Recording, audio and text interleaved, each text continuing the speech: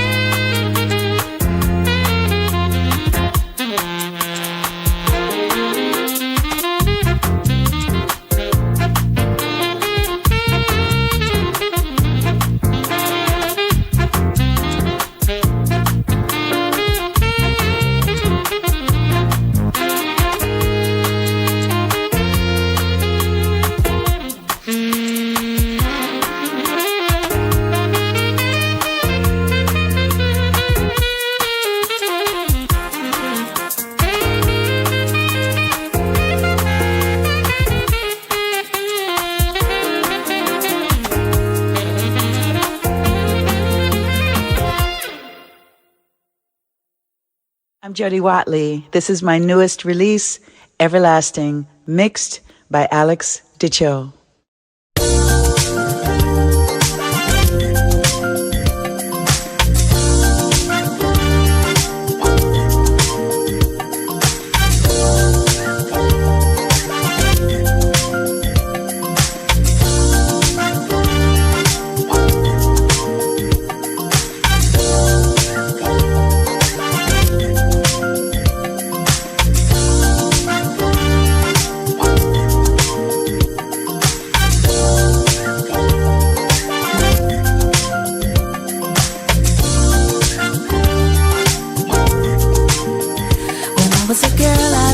In fairy tales and fantasy.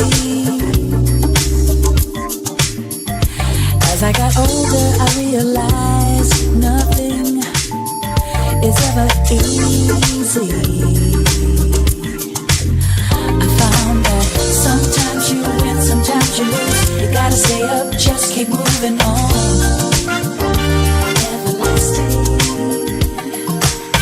Sometimes you win, sometimes you lose. You gotta stay up, just keep moving on. Everlasting. You gotta stay true to what you feel within. It's all that matters in the end. Everlasting. Heartbreak. You'll have some setbacks too, but don't let the worst of life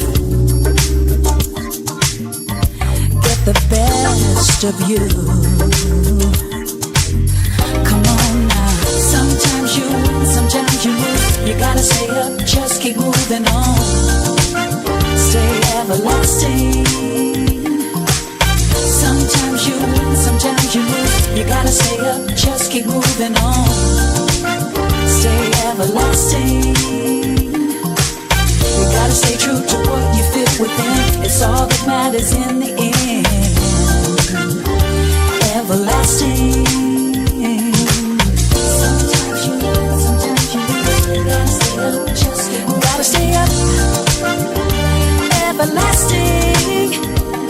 Stay true. Stay true to what you feel within. Always believe in you. Everlasting.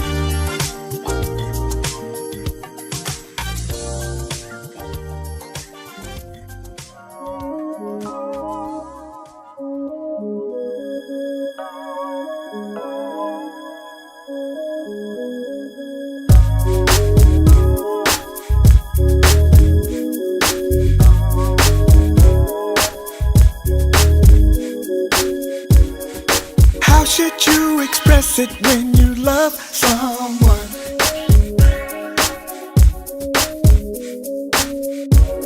Especially if you're broken and you need some love. Yeah. Should you just walk away and live to love another day? Or should you try to hold on and build your love until it's strong? Cause you feel like you're at home. If you decide that you're gonna stay, if you decide just to walk away, I'm gonna love on you anyway. It's alright. And if you decide that the pain is strong and it's too hard to keep holding on, my love is gonna lead to the bone. It's alright, yeah. How can you suppress it when you need someone?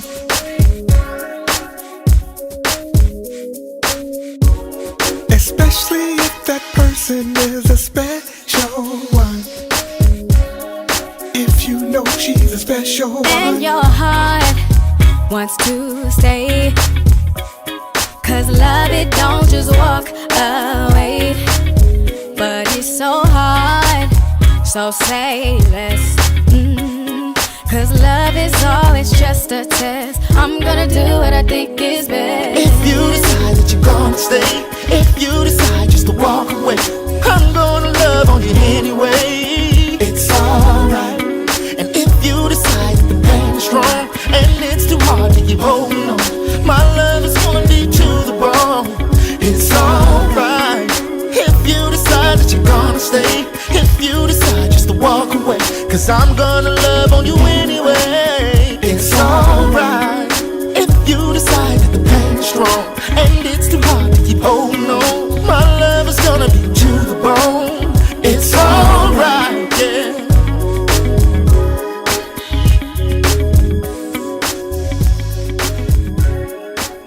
It's alright.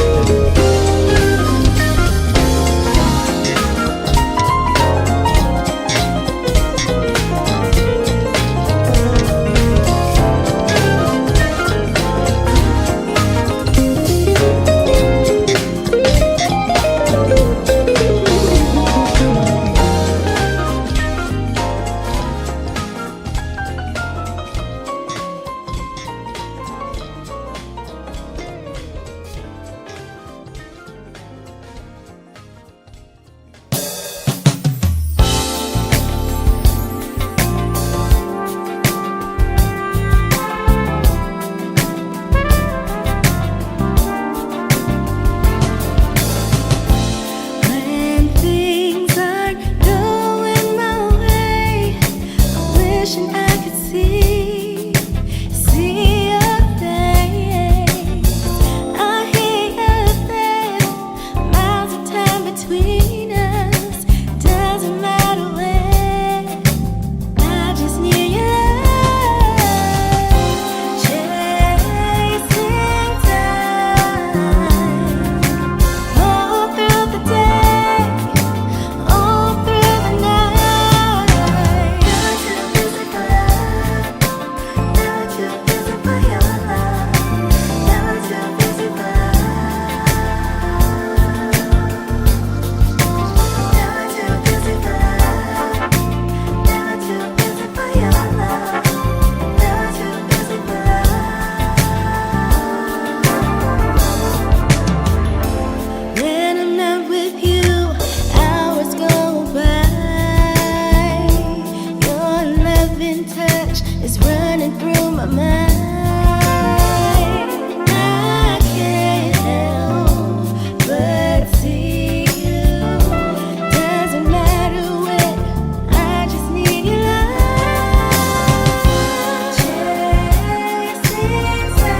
Chasing time, all through the day, all through the night. Never too busy for you, never too busy for love,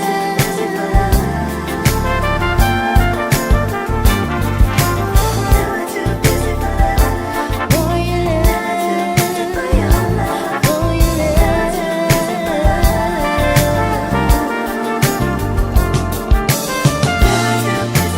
Never too busy for love, for your love, for your love.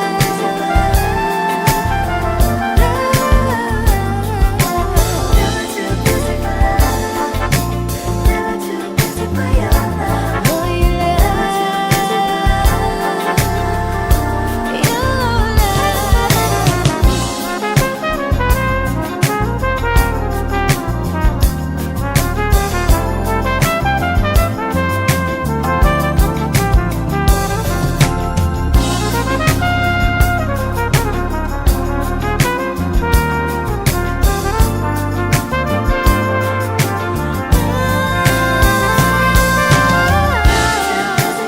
Never too busy for your love, for your love, for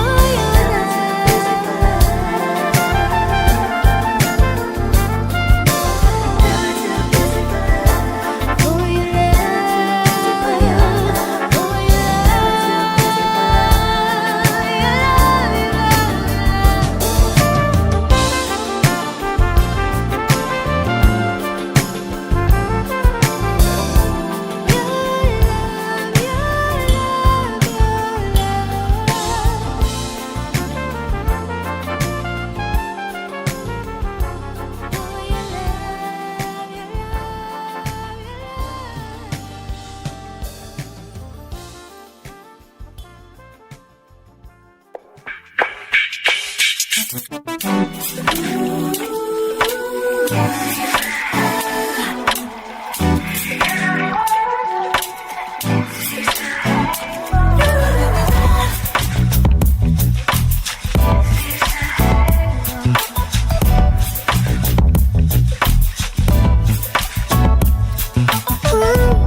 Is it day or night? I can't seem to tell anymore.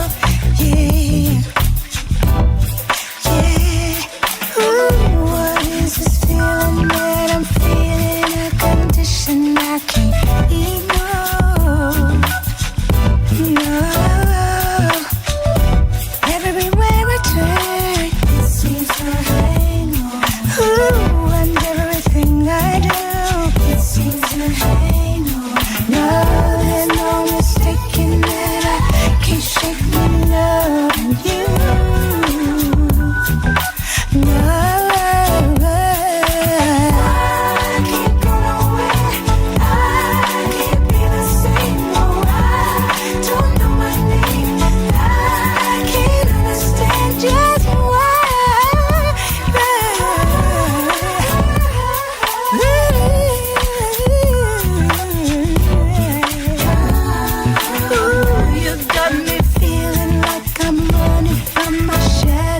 every day. Yeah. Ooh, I know it's crazy, but loving you is just something I can't escape. Ooh, no, 'cause everywhere I turn, it seems to hang on. Ooh, everything I do, it seems to hang on. I can't keep myself from wanting and needing you. Oh, no. I can't go nowhere. I can't seem to go away. Oh, no. I don't even know my name. Yeah. Why, oh, why, oh, why? I can't seem to let you go. No, no, no. See, we got the kind of love that, you know, you try to walk out the door, but you just can't seem to get out. Just keeps pulling me in. Hey, I can't go nowhere. Can't stay the same.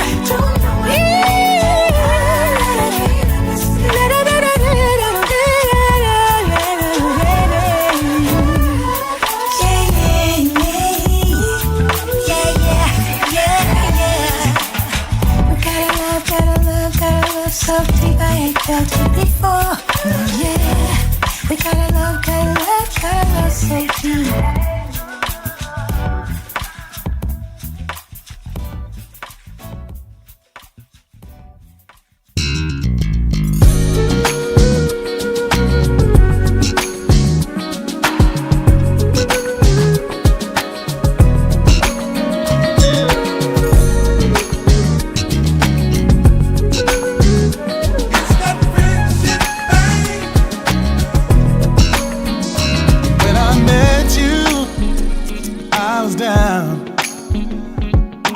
There's a smile upon my face whenever you come around. When I need it, you seem to know. You looked at me, you grabbed my face and said, pack your thing, let's go. Don't you like it? Sure do. Take a first class flight, Hawaii night, sand between our feet. Trade the better, Trade it in, girl, for the sweet. Then you hit me with that super love that knocked me off my feet. whatever you did to me, Do it again, girl. do it again, baby. Ooh, baby. Do it again. Do it again, girl, yeah. Give me more love. You're my friend. You're my friend, man. It's that friendship thing. Do it again. You never break me down. Catching the feelings, feeling real. I need some time to rearrange just how you feel. 'Cause I'm used to being by myself. But everything you add to me is so good for my health, yes. Feel like it. I feel like it. In the heat, a first class flight, Sahara night, the sand between our feet. Yes, trade it in, girl, for the sweet. Then you hit me with more super love, and knock me off my feet. Hey. Whatever you did to me, Ooh,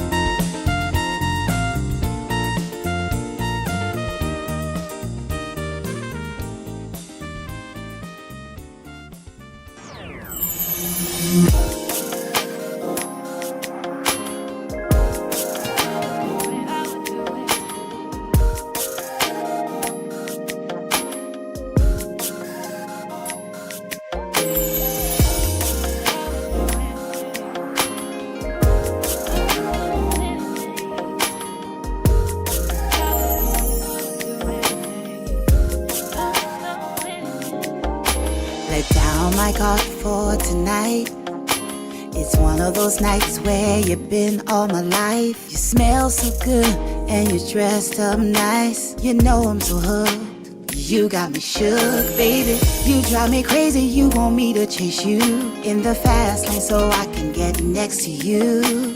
Through stormy weather and rain, you remain in my brain. To be with you, I'll do anything.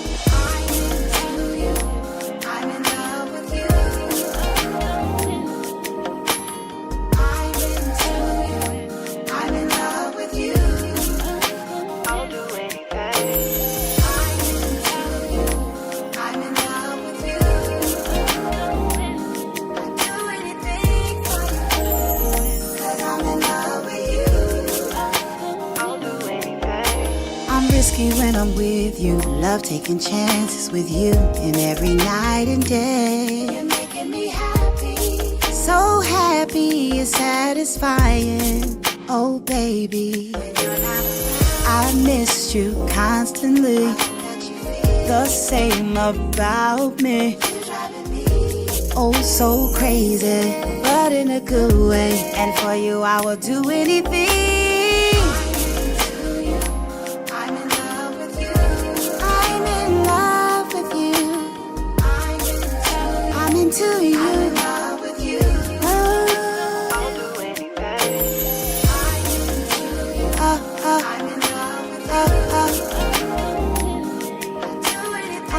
anything. 'Cause I'm in love with you. I'll do anything. I'm into you.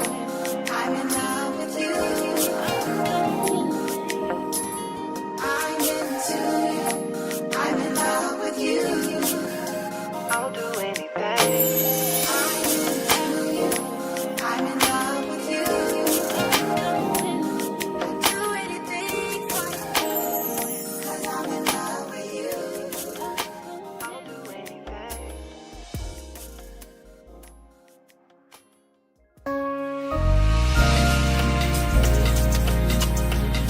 Yeah.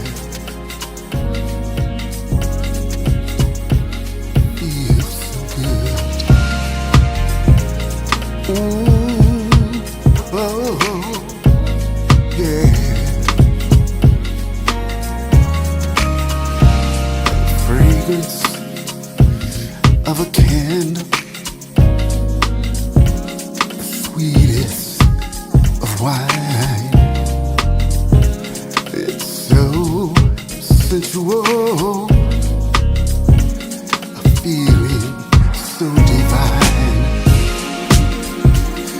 There's no place I'd rather be. Just the thought of you next to me. A thrill consumes me through and through. I wanna tell the world and make you my boo. When you touch me, there's no higher high. Set my mind free. No limit to the sky. When you talk to me, all my troubles seem to fade. In this whole world, I know this love is here to stay. Claim it, claim it, claim it, claim it. Oh, I want to, yeah. Claim it, claim it. I want you, baby. You're my girl. I could search the whole world over and never find anyone as sweet as you.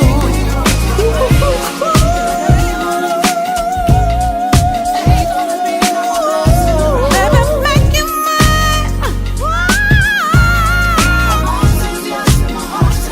Don't you know?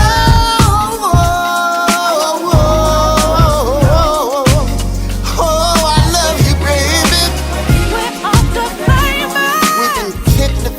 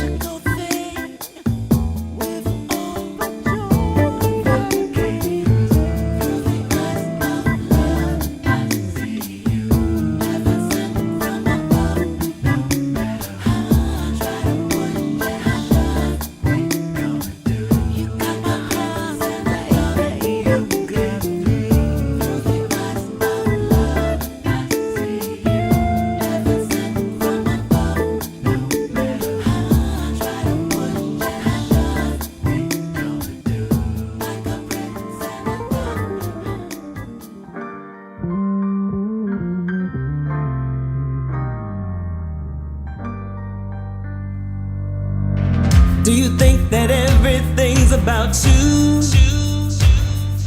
Never wanna hear what anyone else goes through. Well, I'ma tell you what you don't want to hear, and I'ma make it crystal clear. Here, yeah. Taking it back. You don't know my whole history. Taking it back.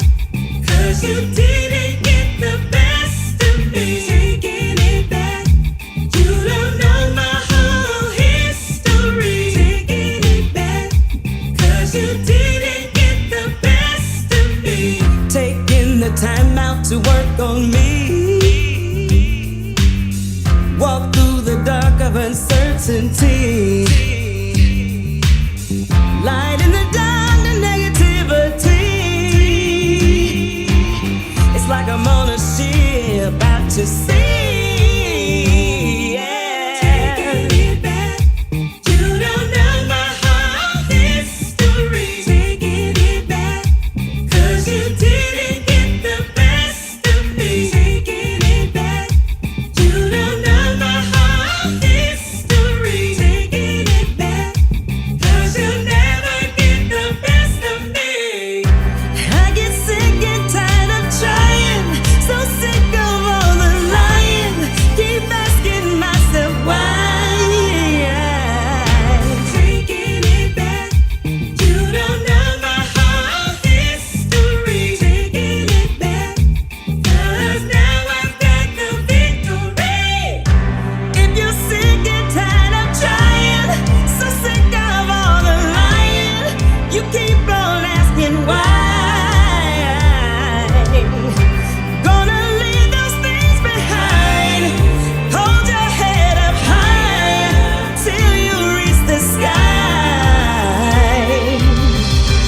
If you're sick and tired of crying, so sick of all the lying, just asking yourself why.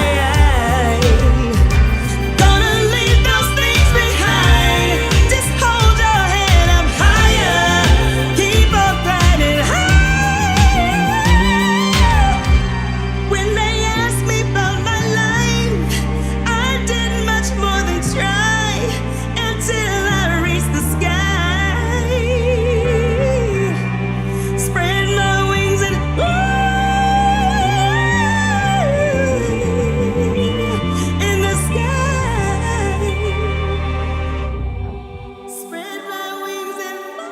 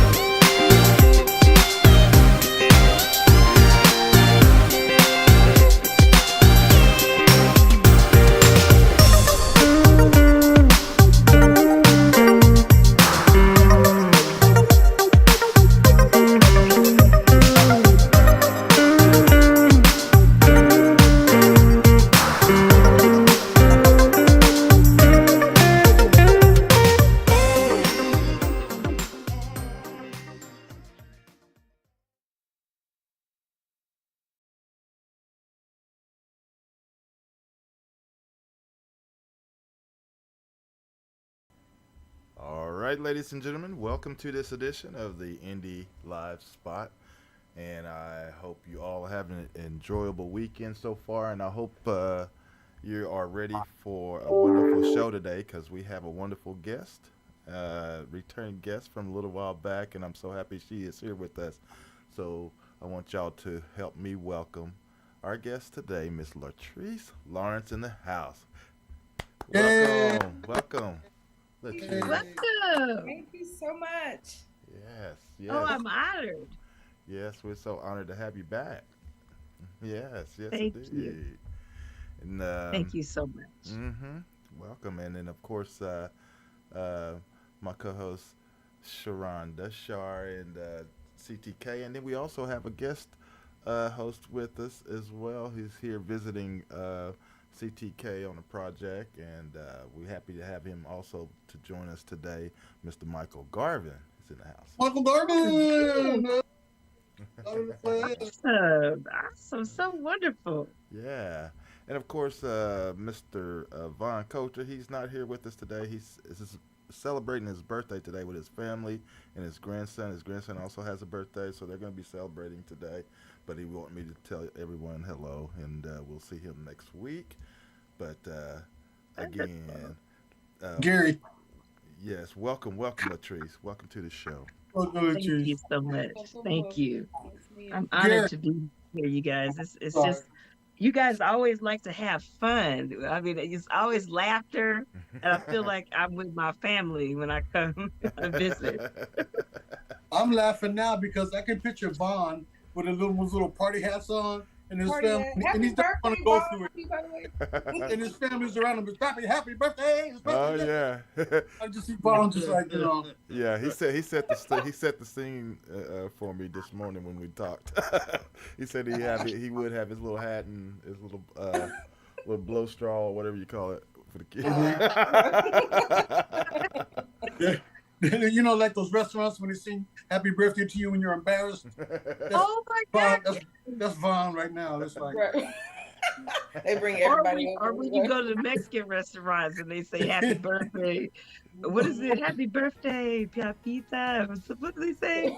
Conchita. Happy birthday, Conchita. That's what they say.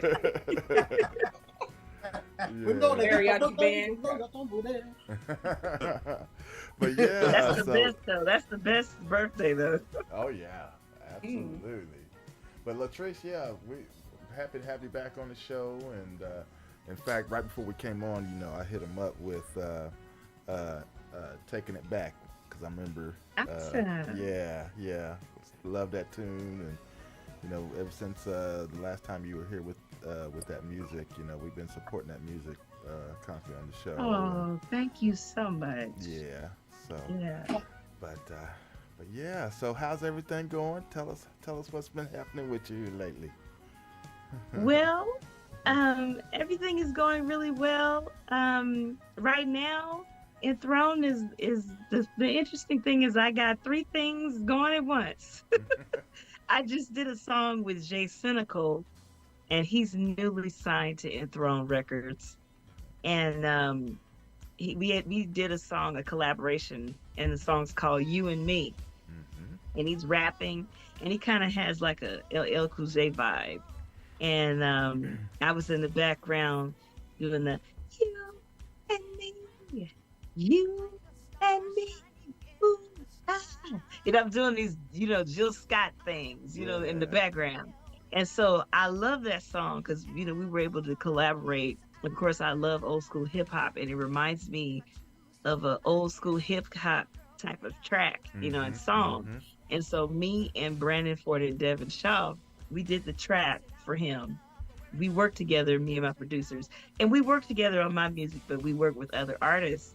So I was really happy that Andre had us to do this collaboration together. Jay Cynical is a very wonderful person. And so that was released the same time that my song was released. And then Norwood Young's song was released also, called "Rainy Day." So it all dropped at the same time. And then, of course, my new song, "It Starts With Me." Okay. And so my song, "It Starts With Me," I'm proud of it because it's an introspective type of song. And basically, it talks about, even though there's, maybe, negativity on the outside, you have to stay on the path and stay focused and still keep yourself rooted and grounded. And the only way change happens is internally. It has to start with you, and then you shine, and then you shine your light on everyone else. So that's what "It Starts With Me" is about, is that if you want change, it begins within you first. And so I'm really grateful to release a song like this, because a lot of times people get off their path and they get distracted by the negativity that happens in the world, and the news is distracting, and they get caught up with the outside things, and then they get basically displaced, and they lose their way in terms of staying focused on what they are here for, because you got to really know what God puts you here for. Yeah. And when you're on that journey, you can't look to the right or the left. You have to keep forward. And so this song is for people who have a mission in life, that they stay grounded and they keep moving forward so they can do the assignment that God has given them. So I do believe me and my partners were inspired to do this, because I actually had an experience and with two people, and they tried to do this snake in the barrel, crab in the barrel thing to me. And I got a really wonderful gig that was really lucrative. And they tried to hate on me behind my back so that I wouldn't get it, right? But I ended up getting it anyway. But long story short, at first I was like, you know what? I'm just not going to open myself up to people anymore. I'm done, right? And then I said, no, I am not going to let that change me and distract me from what I have to do.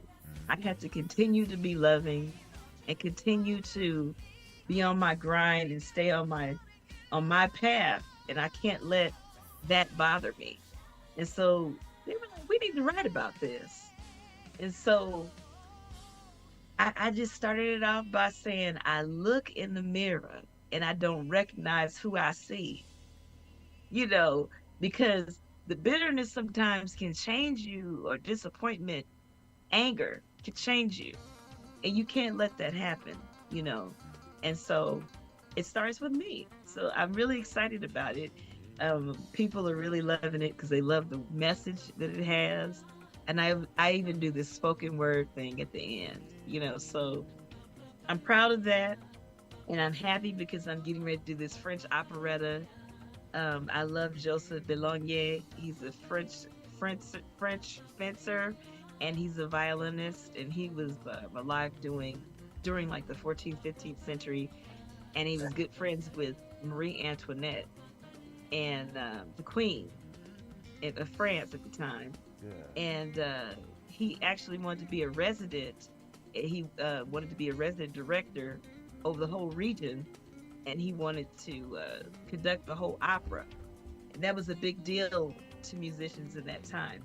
They wouldn't let him do it because he was a black man. He was mulatto. He was half black, half African and half French.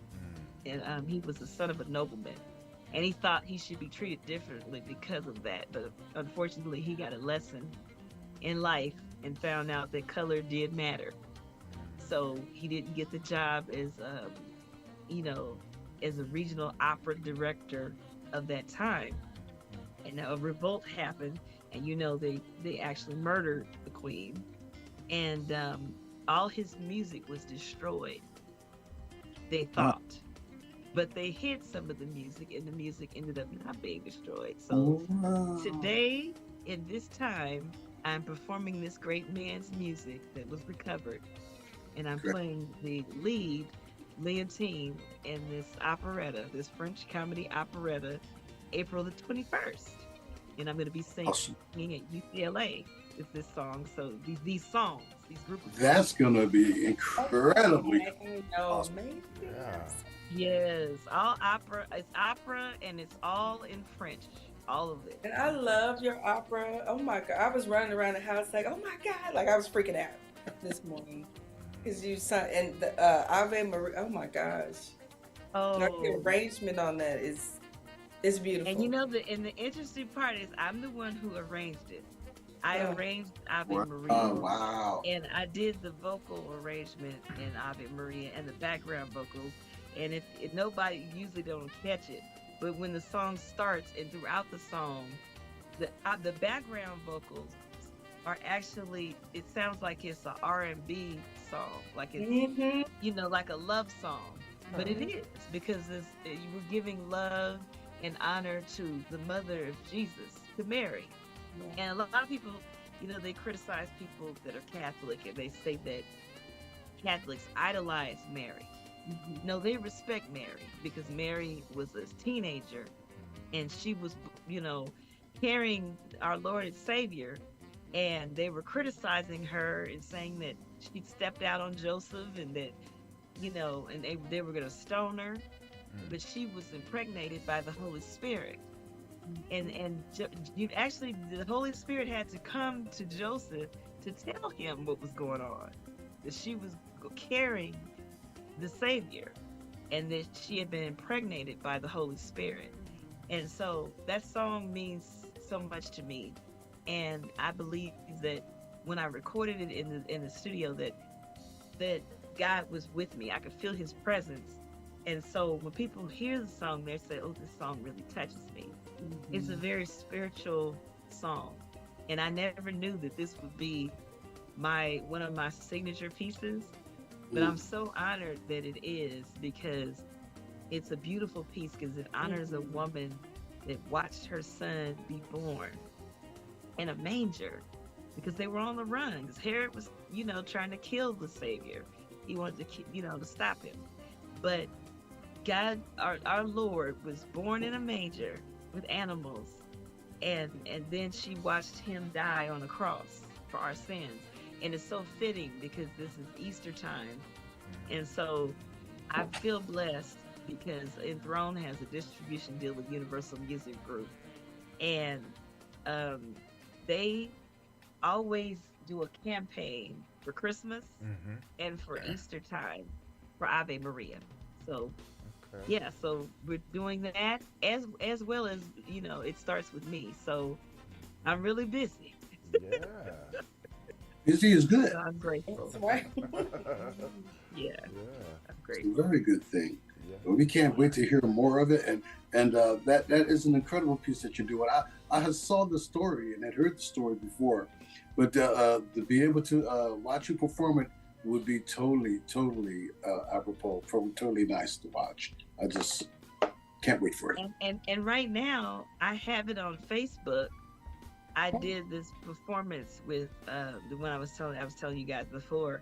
I did this performance with Kevin Tony, and we were at the Steinway Hall, Steinway and Sons Performance Hall, and he was on this beautiful Steinway Baby Grand, and I sang Ave Maria live with him, and Kevin Tony did a rare arrangement of it, because I don't know if people really knew, but he was really good at composition. And so he would rewrite songs and rearrange them. And he put some jazz slurs and some blue notes in there on Ave Maria and took it to a whole nother place. And so I had the score here at home, and I'm really honored that he did that score for me. And we did it live. And so it's on my Facebook if you guys want to see it. Where he played the piano and I sang, and it was incredible. It was an afternoon show that we did for Steinway and Sons, and we were just really happy to be there. And I won't forget it. It's you wish you could just take something and capsulize it.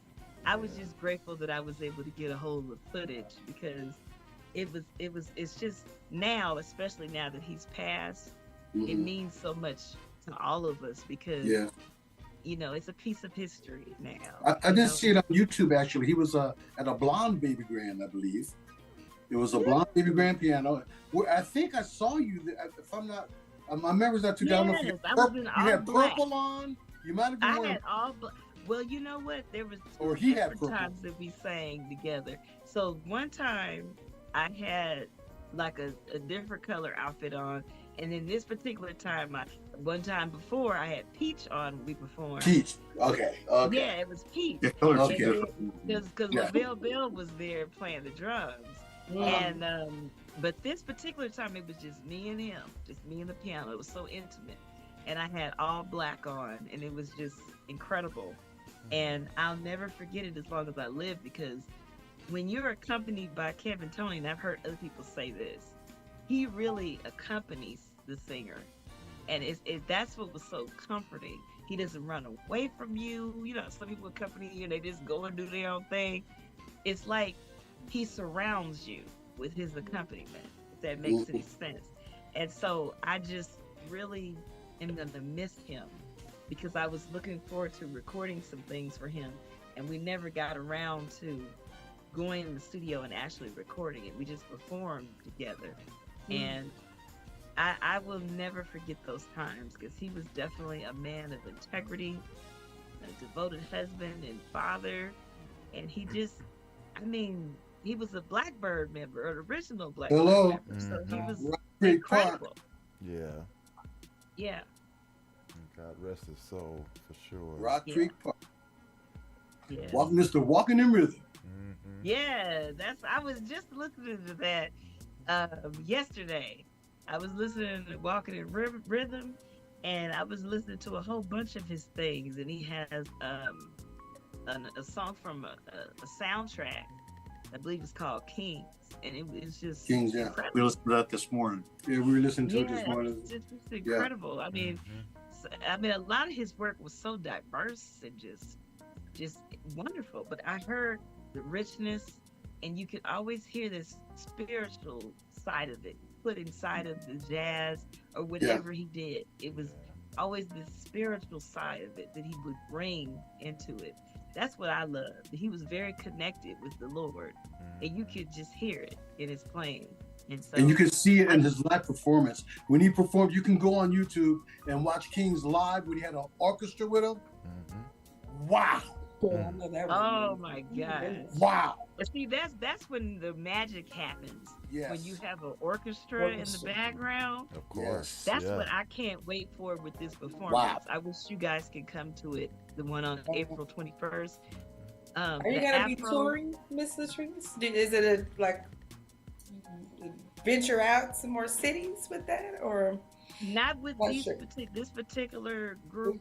Because I'm performing with the Afro Chamber Orchestra, and they're based. They're out of USC, but they're going to be performing this at UCLA. But I am going to be.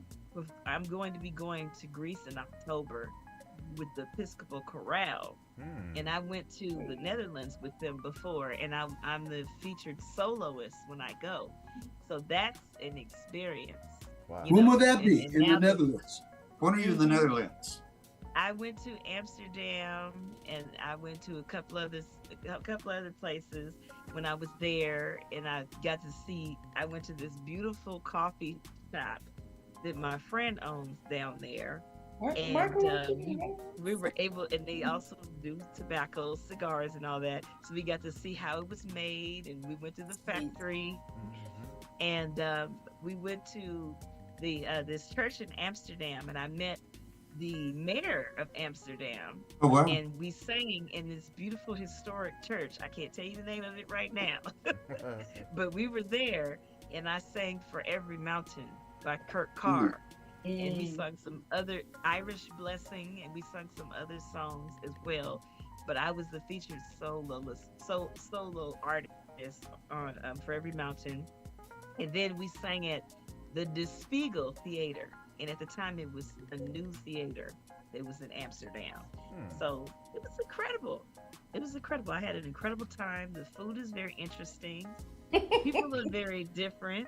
And that's what I like, because you get to see so much shrubbery and the beauty of another place that's different than LA. It's definitely beautiful. And then the great part is that the air was so clean. The air was so clean, and the water was so beautiful.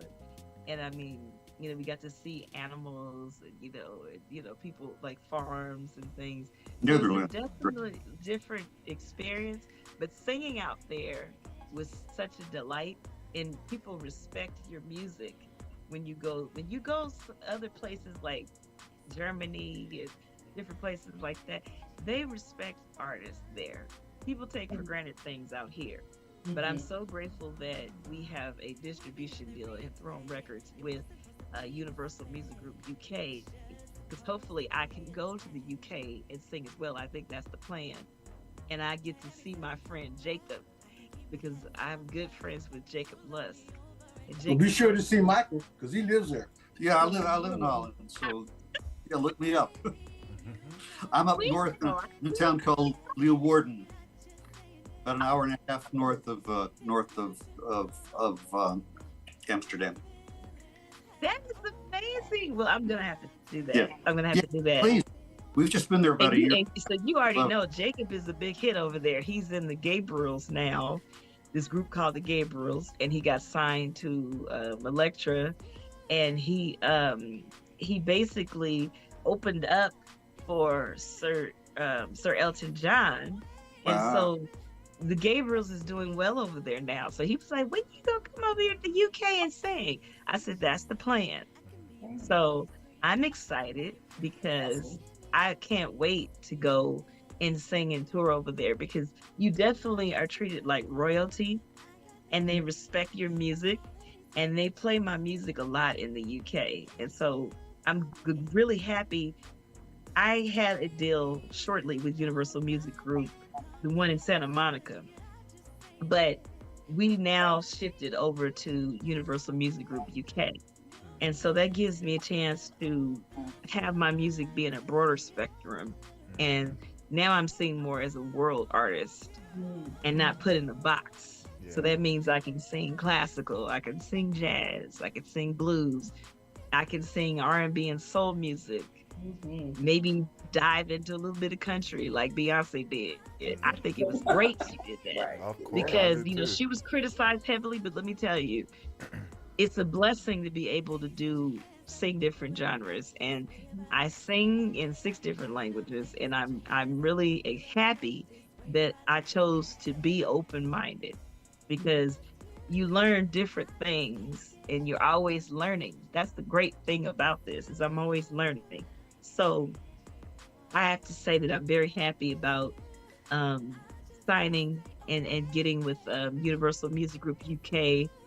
And I've been with them since 2021, and it's exciting. And I have been with Andre with Enthroned Records since about 2017. But when he decided to go on his own and have his own label, it's been an adventure. And he represented as PR for the former ladies of the Supremes. He's done work with Frida Payne. I mean, so he has a good relationship with Motown and with Warner Brothers. And, he was very good friends with so many people that's passed away that were, they were trailblazers. Mary Wilson, so many different people. So I'm very happy to be a part of this because what I like is that it's worldwide, and I can build relationships with people all over the world. So Michael, I definitely have to look you up. Please do. And I look forward to it. I can't wait to travel. And now that I have new sea legs, I'm gonna really be unstoppable because I got a double knee surgery February the 5th, and it changed my life. And I'm forever grateful to my doctors and to God because I'm walking so well, and I've already found a walking trail that's by this pond with ducks, and it's peaceful, and it's a walking path. You take your time. Yeah, I'm not gonna be crazy. My husband is watching me like a hawk. You know that, right? Oh, sure, right? Don't you get out of He's like, fight. I know you want to get out there and cut up, but let me tell you, you're not gonna fall on my watch. So yeah, so baby he steps. definitely has been watching me. Baby What steps. did they do exactly? They reconstructed both of my knees because what happened was my cartilage wore down to the point where it just disappeared because I had been on prednisone off and on since I was 21 because I had a rare muscular illness in the family of lupus and MS. And another person that has it is Will Downing. And I met him through the Myositis Association. We were supposed to do a fundraiser together. That's how I met him. And Will Downing has polymyositis, which is sisters to dermatomyositis. It's the same thing. Just it's more of a broad situation when you have polymyositis, meaning that it attacks every muscle you have. Oh, wow. It's not inclusive. It's basically it's all over pretty much. So he went through a period where he was paralyzed and he could not move. And they didn't know what was wrong with him. So he had to have several tests. And mine was, it attacked me like from my feet and muscles. And it went all the way up to the point where it attacked my arms and it attacked my neck, and I could not swallow. I basically I couldn't chew. I had to have my food blended. So it teaches you the value of life. The blessing was that I was able to come back from it and tell the story. But I was in college. I was 21. I had like way too many units. I had 18 units. I had a off-campus job. I was gigging, and I had a work-study job. I was crazy. When you're young, you think you can do all these things, but I was overloaded and stressed. I was a music major, and I was studying theory, and I was also an English major. I was a double major. So it was very difficult what I was going through, because it was like, I tell people, do not do that. Take time, and you don't have to graduate in 4 years exactly. You graduate in 5 or 6 years, it's okay. But I was like, nope, I'm gonna graduate in exactly 4 years. I just had a plan. And so nothing wrong with the plan, but you have to take baby steps. And so I really overdid it. But by doing that, I ended up forced to take medicines like prednisone, which it's a miracle drug, you know, because you get up immediately, right? It makes you feel good, but it's a false feeling. It's almost like, you know, a sham in a way, because it can destroy your organs and your bones. And so what happened was I had to have several teeth worked on. I spent a lot of money on my teeth because it affects bones. It's all bones. Wow. So luckily it didn't destroy organs or it didn't destroy other bones, but it took the cartilage from my knees. So I had bone on bone traction for 6.5 years, and I couldn't get it surgery. I couldn't get any surgery because my mom and dad were sick, and back to back they were sick. And so when my father passed, my mom started getting sick. So I had no time to take care of it. Plus I was gigging and I had contracts to do things vocally. So I could not take the time off to do it. So I took January and February and went into the month of March, you know, and basically I had to take off the whole month of February and some of March, so that I could take care of this. Because I'm like, if I'm going to do all this in the summer, if I have this operetta happening and all these shows, I definitely have to have my knees together. So I didn't want to say anything. And a lot of times in the industry, you're scared to say, hey, I'm having a problem, because people won't hire you. So I kept it a secret, which was crazy. For 6.5 years that I was in pain every moment of the day. I didn't say a word. And it might have been probably the worst decision that I've ever made, but it taught me that I was stronger than I knew that I was. And I'm kind of glad that I didn't say anything, so that people could actually see that I was actually doing all these things and singing like that in pain every day. I think God used me as an example to show people that no matter what happens, you can still make life happen, no matter what kind of pain you're in or what you're going through. And so I think that's the whole message, is that I am a messenger, I believe, from God, so that people can know that no matter what the devil may throw at you, no matter what they may say you have, your faith relies in God. And you can do the impossible, even when someone tells you you're disabled or you have an issue. You can press through. And I was doing operettas and I was singing with orchestras and symphonies and gigging and doing my own music with my label when this stuff was going on with me. And I in the back, my husband was like, "Woman, what is wrong with you?" I would be messed up for 2 days after I would perform, but nobody would know but me and my husband and my close family and friends. But I was going through that. But I showed them something, that you could do the impossible. Even when you have a diagnosis, don't let anything stop you.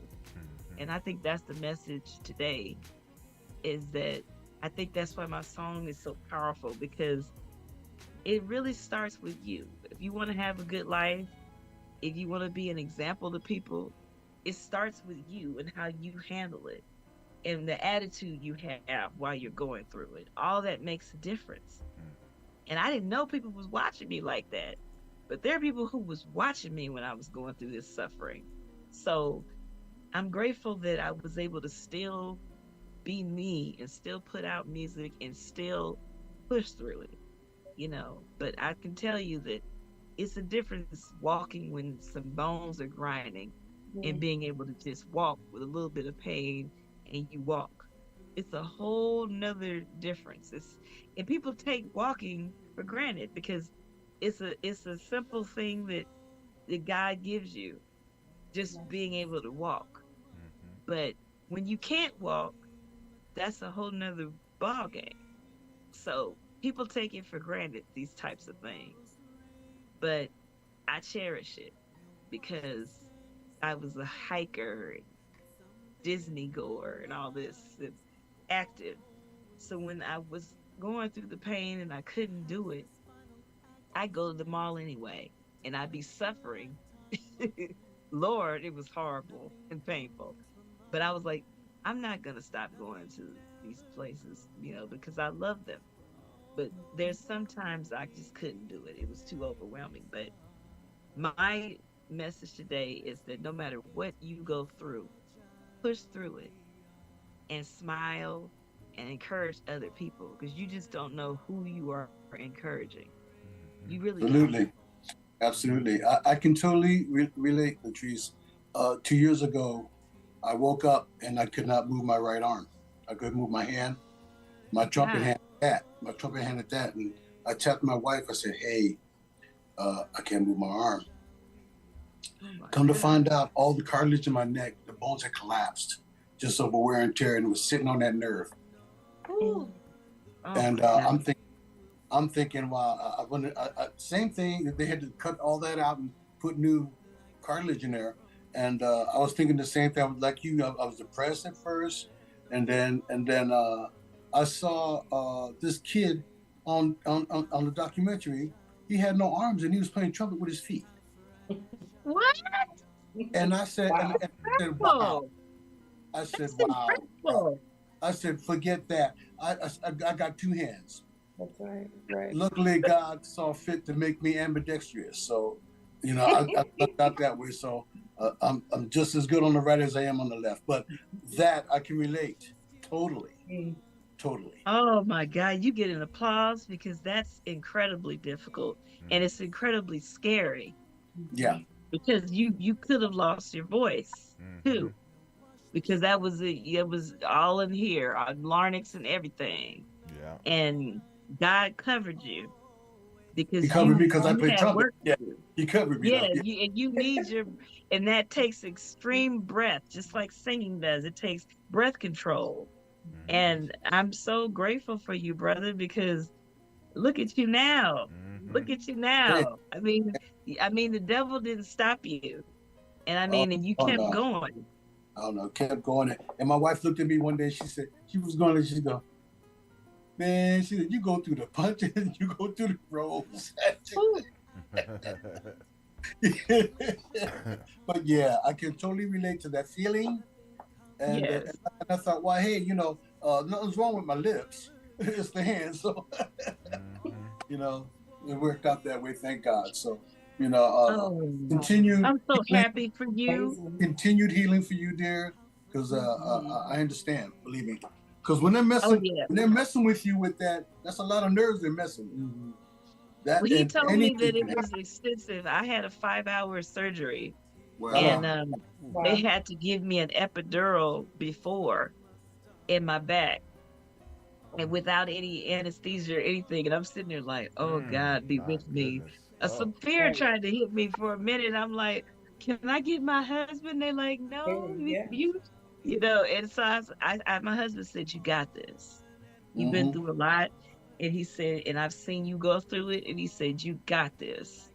And the thing is, I didn't tell anyone because, you know, I told a few people, but again, you're afraid to tell too much because when you're in the industry, you don't want people to not hire you because they think that you're incapable or disabled, blah, blah, blah. And immediately they'll be ready to replace you or whatever. And so I went through the 5-hour surgery, and the next day I told the Lord, I said, ooh, if I can't stop hurting like this, you might have to take me. I don't know if I can do this.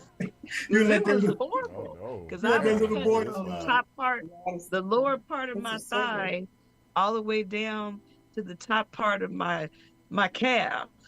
And so it was a long cut down my, but the thing is that he thought well enough to me to give me plastic surgery and just put one line down there like a pin line. And I said, look at this man. He actually cared about me, and he didn't want my knees looking like Frankenstein. And so they took good care of me, and they gave me plastic surgery on top of it. And I am grateful to Dr. Saluda and Dr. Mark Sampson, you know, that took care of me, because they took care of me like I was lace, and then told all the nurses that I was a singer and embarrassed me to death. And so they kept coming in there, oh my God, we see you're at Spotify and here. They're like, oh my God, I'm in Maria. And I'm sitting there trying to hide my face like, well, can you sing a little bit for me? And I'm like, no. you know that's coming. So when I was in the facility, they were playing my music, and I made friends with so many people. The therapists, I had nicknames for them. I called the main therapist Rambo because he was real hardcore, and he would make me bend my knee all the way in full motion while I was in pain, and I had just had the surgery. I just literally had the surgery maybe a week or two ago, and he's like, no, I want you to bend it all the way because the scar tissue is there now, and basically it's gonna stop you from bending your knee if you don't start moving it. So I had to move my knees and do extreme therapy while my knees were raw still. And that takes God, and it takes a strong mind because it's very painful. And I named one of the guys, his name was BJ.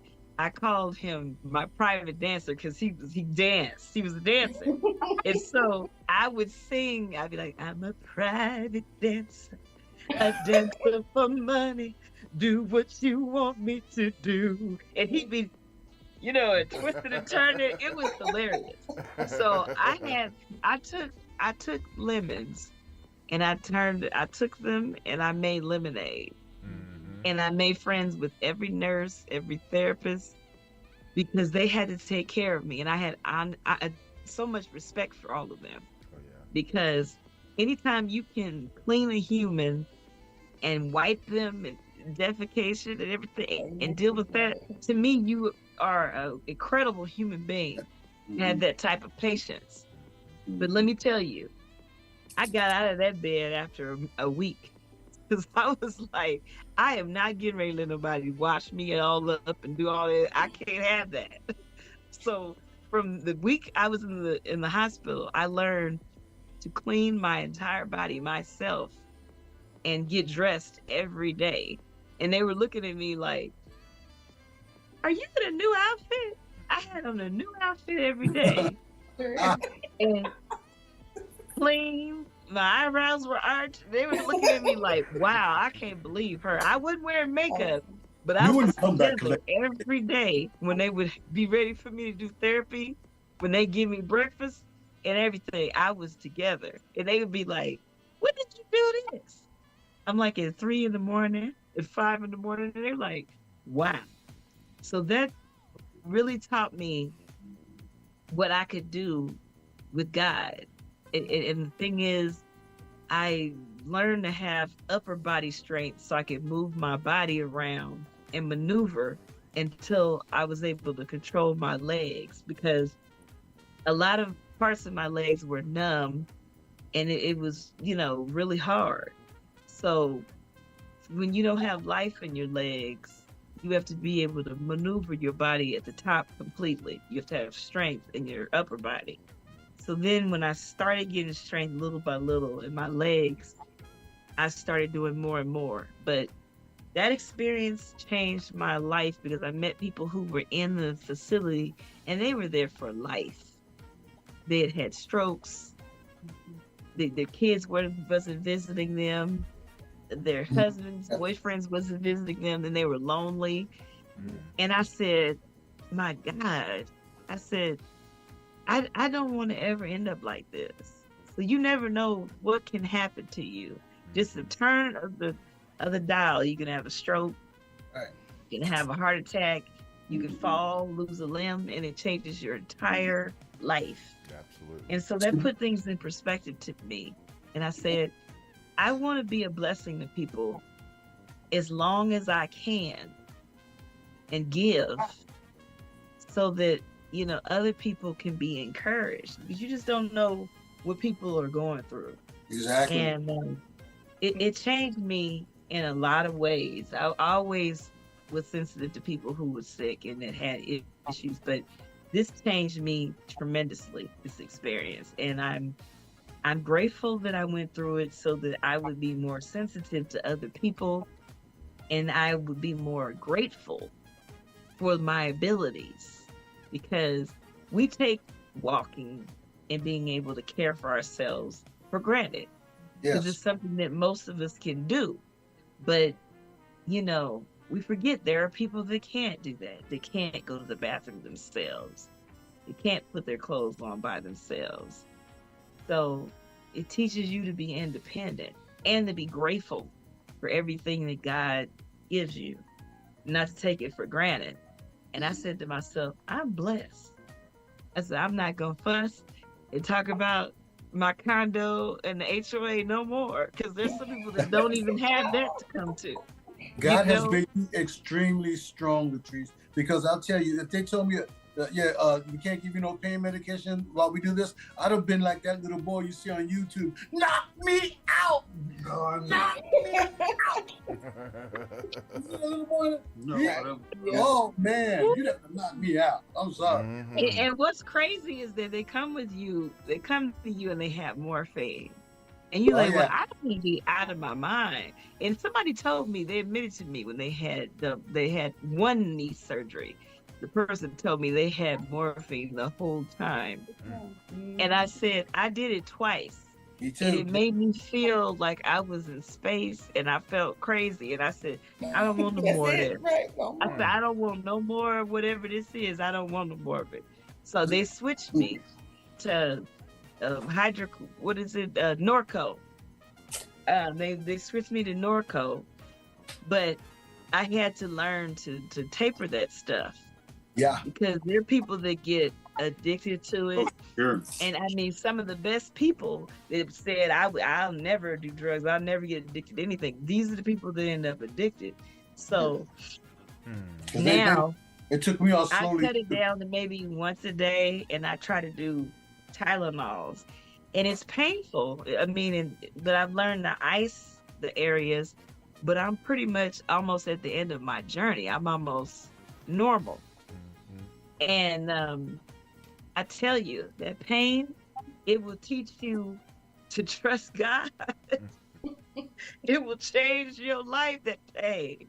I've had a knee operation. I was feeling where my knees and the metal had, where they connected it. I was feeling that. I was feeling where my bones were connected. And that kind of pain is very hard to describe. And where they snip your muscle and nerve, that's painful. I know what you're talking about with the sciatic nerve thing, because I have a couple I have a sciatic nerve issue from a car accident that I had. And the thing is, you have to be careful because those kind of things can cripple you if you're not careful. And so therapy is key. And with this situation, it definitely was key. And I'm still in therapy. I had therapy yesterday. And I said, this man is crazy. I was lifting my legs sideways. I said, oh, he's going to kill me. You know, he was like, can you lift your knee? I think the hardest part is lifting your knees forward and marching like you're in a marching band. That's hard. But I learned you can do all things through Christ, which strengthens you. Did they put you in that knee bender? They put you in that knee bender that goes real, don't stretch your knee out. Oh man, they had I cannot explain how I felt when they put those. I said, can you turn this off? I had to tell them to turn it off because it hurts so bad. Because I think I had been, they put it on me like the next day after surgery. Yeah. And I mean, I could feel where the incisions were made, and then it was squeezing me, and my feet and everything swelled up. I thought I was gonna bust.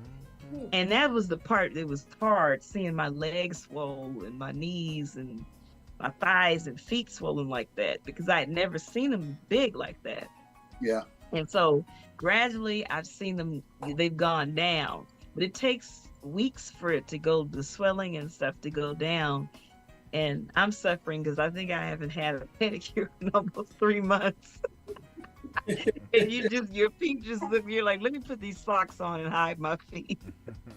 So it's like, I can't wait to get just a pedicure, because my manicurist came and gave me a manicure, and she, did my nails, and they were looking at me like, who does she think she is?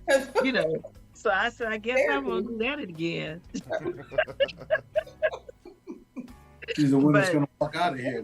Yeah, I mean, I was like, they were looking at me like, oh, this is a diva. I mean, they looked at me like I was crazy. But it made me feel good. But I tell you, the massages, the massaging of the legs and the feet, when the occupational therapists were doing that, was probably the most amazing thing ever. But I was getting massages, and they were doing the rough massages where it kind of, you go into your muscles and it's aggressive, and that kind of hurts. But they want to make sure the blood flow is good. And they want to make sure that you're okay. And in some cases, when people have hip replacements and they have knee replacements, they'll put you on blood thinners for a week or two or a month in some cases. And I think that was the part. And I was like, come again? You're going to do what? I was emotional. I was like, no, I don't want to do that. No, because my parents had been the blood thinners. I was like, oh no, I don't want to do that. And they were like, no, we want to do this. It's precautionary. It's a precaution because people get blood clots. So I stayed on it for 2 weeks, and then they took me off. But I didn't want to do it, and I was tearful, and I had a meltdown at first. But they did it, and I'm glad they did, because these types of things are the reasons why people have problems.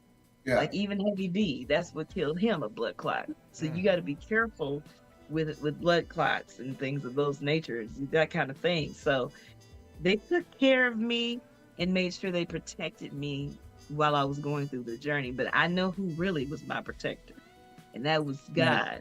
Amen. And he carried me through that. And what I'm going to do is take that as an experience and put every emotion into my singing with that. And it doesn't necessarily mean I have to talk about it every day, but when I sing, it's going to mean even more to me because of my experiences.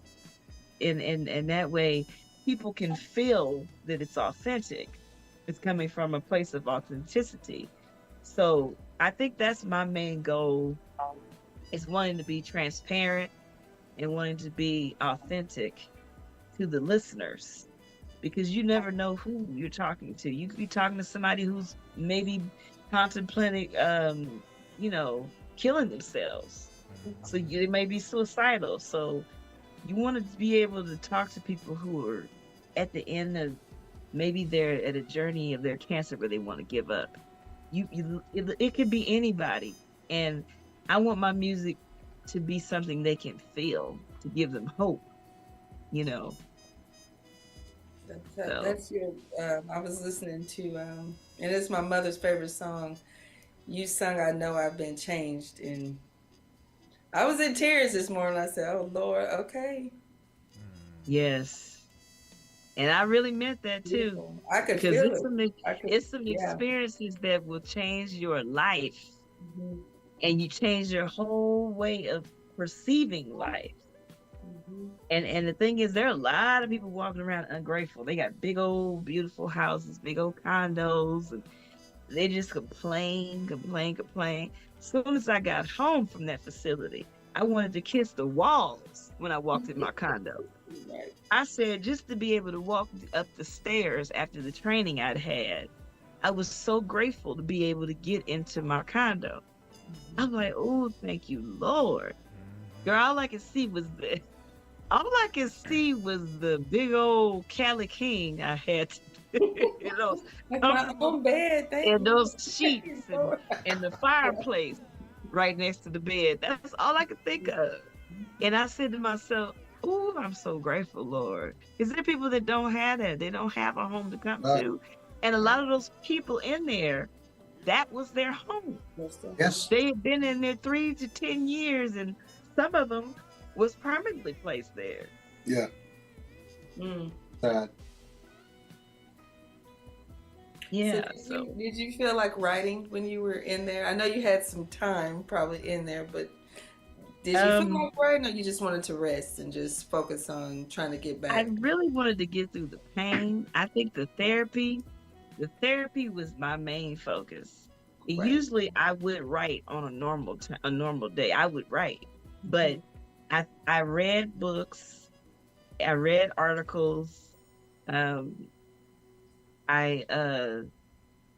be honest, I was creating promo videos for my song that was coming out.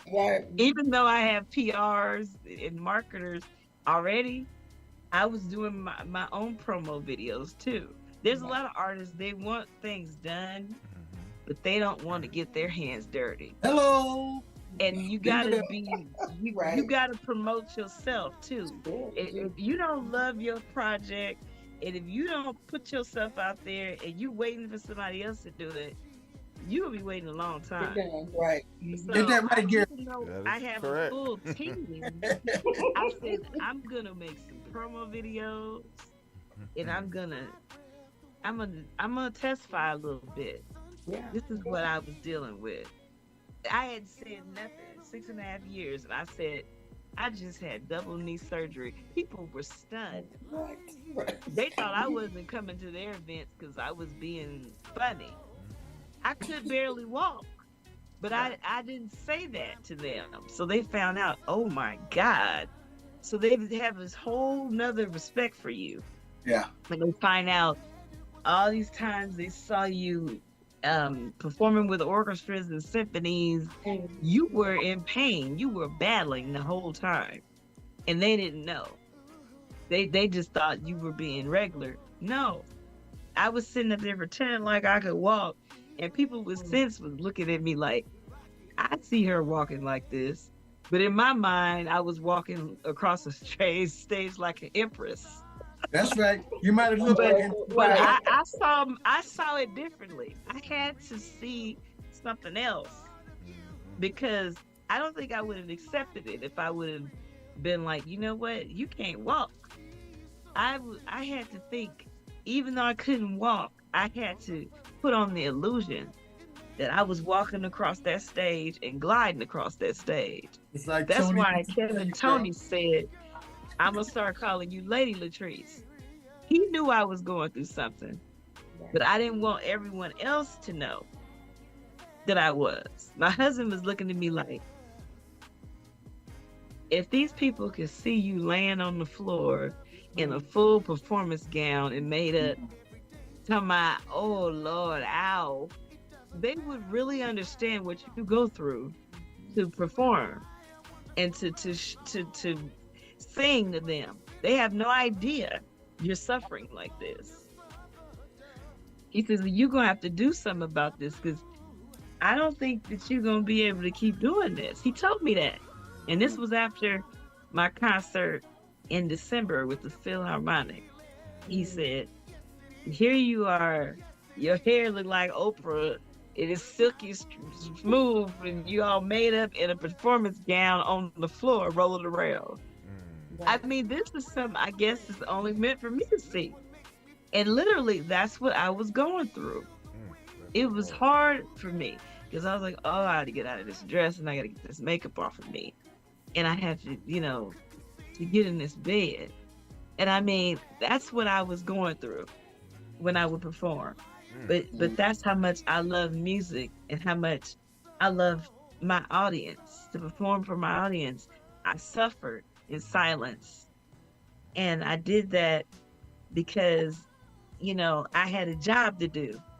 Right. And I didn't want anyone to know what I was going through with my knees.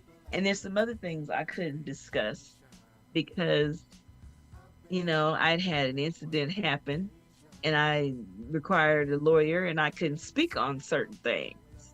And sometimes you just can't. And sometimes it's good to not speak on certain things. Mm-hmm. So then when after the surgery happened, everybody was blown away because they couldn't believe that I had gone through this for 6.5 years. And I can tell you, when you stand and you're in a choral setting and you're singing these songs, these pieces, especially when they're classical, I know it was God who got me through, because I did the Handel Messiah and I thought I was going to go to glory, because that piece was like an hour and 20 minutes, something like that. Wow. And I was standing there and my knees, it was the point where it was beyond pain and it was numb as well. And all I could think of was, Jesus, just please help me to be able to walk out of here and get in my car to play it off, at least. Just to breathe. And that's what I did. And I was like, that had to be God. And I still now, I think about the times that I did certain gigs and I'm like, I knew it had to be Jesus that got me through it, because I couldn't have gone through that alone, because it was so just painful, But I thank God that he got me through it. And now that I can talk about it and say to people, you can do anything you put your mind to. The only person stopping you is you. But now, you're the one to be commended. Huh? You are the one to be commended. And with power and strength. Because to sing and go through that, even the deep breaths that you take using your diaphragm, that's even more pain. And I know you have to push through all that too. But I can imagine, because you have to use every fiber of your being. But when you're performing and you're a singer, and especially opera such as yourself, you have to use a lot of inner muscles. You do. And you do. And I was actually feeling the pain, but I chose to deal with it in a spiritual approach. There you go. So that when I was saying, everybody was like, I heard pain. And I heard pain in your voice. I'm like, yeah, because I was in pain. Right. You think so? They were hearing the right thing. Right. But I learned to put it in my music. There you go. So that my emotions were more believable. Mm-hmm. Because I was really going through something. I wasn't just saying, this is what you can do when I was singing a gospel song. I was saying my help. I was serious. I was like, he is my shield. He is my save. He is my help. I wasn't just singing it just to be singing the words. I was living it because I was experiencing something that was absolutely excruciating and probably impossible for anybody to fathom. But I was doing it through his grace. And I really don't think people understand. That's the kind of God we serve. You can be actually suffering. And I would get mad sometimes and be like, I know you can heal me. Can't you just take this bitter cup from me? Take it off, right? I get mad sometimes at him, but then I had to think, it's not my timing. it's his timing. And that's the whole problem. People think it's about them. A lot of times the Lord allows certain things so you can be a testament of his glory. That's why he showed you what he could do for you with that whole thing with your throat. And the fact that you have to use so much breath for playing the saxophone and it's so much control, and then you're not in control when a situation like that happens up in here because you use that and your diaphragm. It's the same with singing, but it's so much air. It's about directing the air. And so when your air is compromised and you're compromised in that way, it makes it even more hard. So I am just grateful to be able to share my story, to encourage other people to keep moving, and to be able to tell people that it was God and the music and my husband and my closest friends and family that helped me through this, because it was not easy. And it was after the going home in the car, the going up the stairs and going into my condo and getting out of my clothes and makeup. That was the most hardest thing for me afterwards.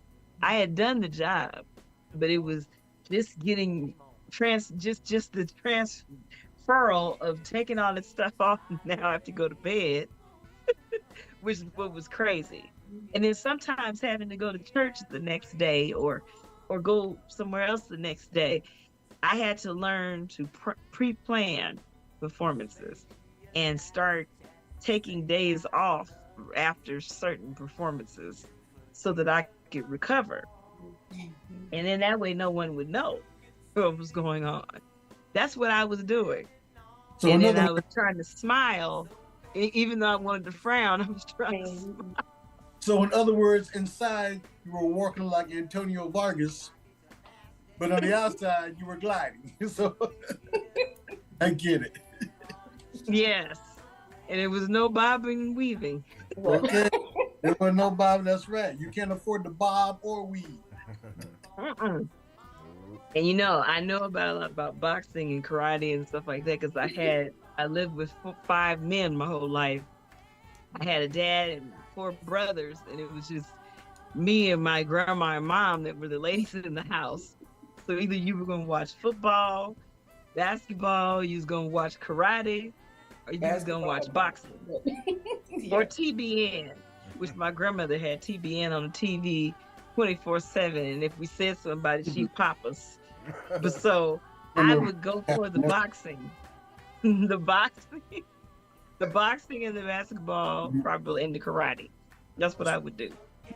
But I tell you, I am so happy to be able to share my story with all of you today because, in all seriousness, I just think of the grace and the mercy that got me through.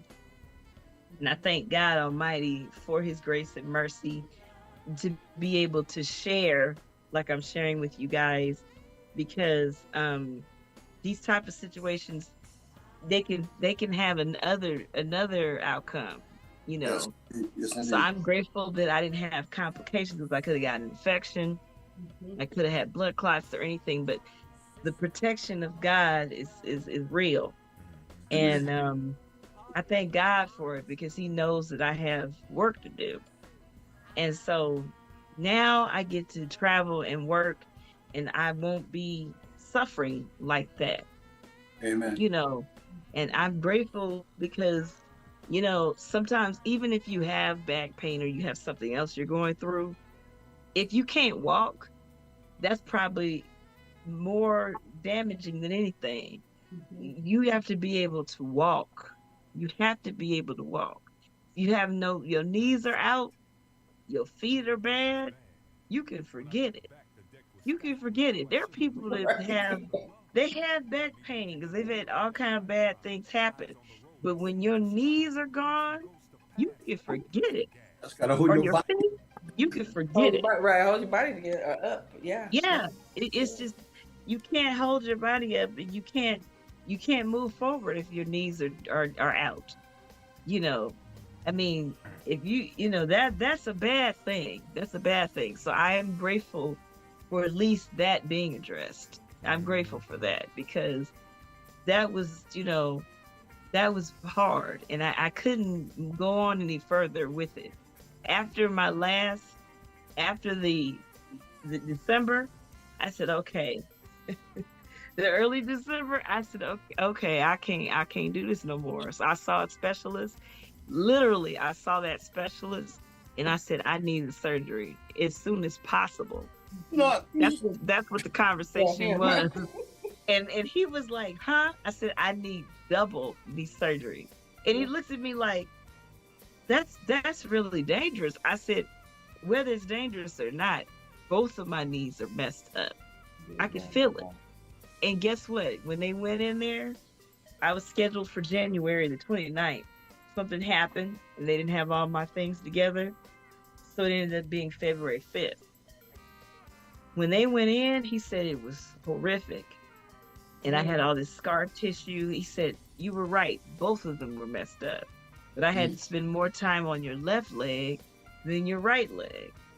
And I said, well, probably because, I was always driving with my right leg. So it was stronger. But the left leg wasn't. And so they had to do extensive reconstruction. And when I woke up the next day, I felt all of it. I said, oh my God. And you I did. remember the CEO from Enthroned came to see me maybe a couple of days after the surgery. And he said that he was so emotional because he could not believe. The lady looked at my wound in front of him, and he said when he saw it, he just was like, oh my God. This was all he said he could say because it was like double. He said he saw both of my knees, like legs like that. And he said it wasn't just my knee, it was the top of my calf all the way up to the bottom of my thigh. That's what really blew him away, is when he saw that. And he was just like, wow. And you didn't say anything to anybody? He was like, wow, Lettrice. It's just, I can't even believe that you were going through that and you weren't saying anything. I'm like, well, that was God. I said, but I had sense enough to know by December, okay, I can't do this anymore. Right. This is not going to be able to continue. I knew that much. I knew that it couldn't continue, but the music is what had me focused, because I said, okay, I have a new song that's coming out, so I got to get my mind right, and we got to get this done. And so, he worked diligently to get It Starts With Me out, and there's a process, of course. You have to get everything mastered and everything polished before you master it. And then you have to make sure the album cover was perfect. And we even had to switch the album cover, because the album cover, I was walking on the beach, the original one, and it was too much natural light that came in. And so it was too bright. And so we had to pick another cover. So we picked this cover, and I had natural light and was right on the pond. And so I was right near the water, and the natural light came in, but the way it hit me, it captured everything in my face, and it captured everything. And so we went with that cover instead, and I was looking upward. And, I'm glad I did it that way, because I did it when my hair was flat ironed. And, it was a different way. But the thing was, of course I had to get the braids, for the procedure. And I remember an Asian woman came in there, and I had a big silk scarf, and she said, oh no, you're not going to be able to do that. I said, oh honey, you have to set a black person back here. You don't know. You don't know black hair, and I'm going to have to put my hair. I told her, I'm going to put my hair in a silk scarf. I'm not going to be able to do this. I said, this is not going to work. And you so, don't know, you're going to learn today. Yeah, I understand. I was a hairstylist for 30 years, and when my clients went to the hospital, I'm coming, and I'll be there. Don't worry. Right. So I get it, right? That's serious. So my hair was like this. It was a goddess twist. And so she was like, honey, you can't wear that. I said, oh no, you said somebody black in here, but you don't know what you don't understand. And so the guy, my anesthesiologist, he was he was actually, he was from Africa. And he said, "Oh, no, no, no, she's fine." He said, a lot of African American women prefer to get their hair in braids or twists before a surgery like this because it's going to take her some months to get back together. So she's like, "Okay." I was like, I did have a question. All this, Lettrice, this is great stuff. But I did have one or two questions that I wanted to get a chance to ask you. And one is, how did you start your music career? And I'm sure Michael would like to ask you a question or two as well. But I'm interested in what was your start in your first gig, your motivation? My first gig was at church. I sang at church. I was 4. And I got up and sang, "Yes, Jesus Loves Me." I'll never forget it because I was terrified. So I would sing and sometimes run off the stage. And my father was like, "What is wrong with you?" You know, my mother couldn't understand it either. But my mom was a singer. And so she would sing, you know, when she was pregnant with me. And she was deeply into the church when she was an evangelist. Eventually, she became a minister alongside my father. But I sang in church. Then I got into acting. And then I started playing the piano. I had a xylophone when I was 3. And I had a little bitty piano. And so for my 7th birthday, I got a piano. And so I started getting lessons. So I had lessons from that age all the way through 15. I took a little break, then I got back into it again, and I was taking lessons again when I was in my 20s. And then it kind of helped me create my own songs. You know, a lot of times, you know, when you play, it makes it easier when you come up with a melody line. You can just lay it down yourself. So I started, you know, writing my own songs, and I've been writing songs since I was 9. And so I had relationships with different people, and I had a boyfriend that was working at Capitol. So I basically did some singing, and people saw me. So I was approached by MCA, JR Records, Sony, because I had opened for Barbara Streisand for her Timeless tour. So I was offered some deals from Warner Brothers as well. And I worked with some different people like the Boys. I had done background singing for the Boys. I had done some work where I worked in this show called Diamond in the Rough, and Jamie Foxx and some other singers were involved. And so I got approached by Tyrese's manager, and he wanted to manage me in acting, and he wanted to manage me with singing. When I was 26, I ended up, my illness had been in remission for 4 years, the muscle illness, but it was starting to come out of remission because of stress. And I was a teacher. I had been a full-time teacher for a while since I was out, you know, since I graduated from college when I was 23.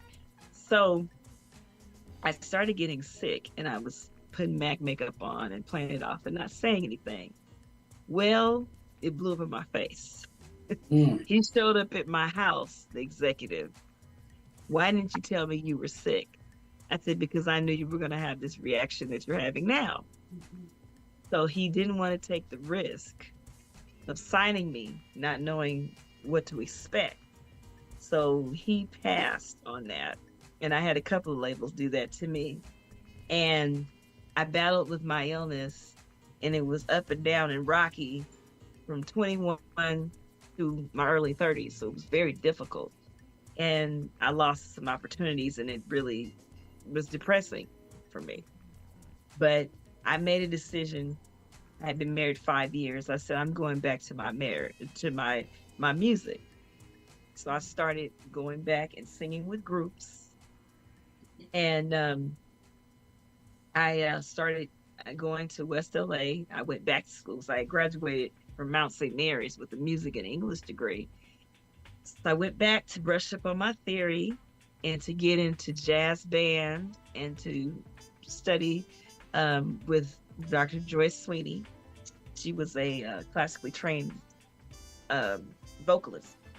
So I started doing things with KJLH, and that was around 2014.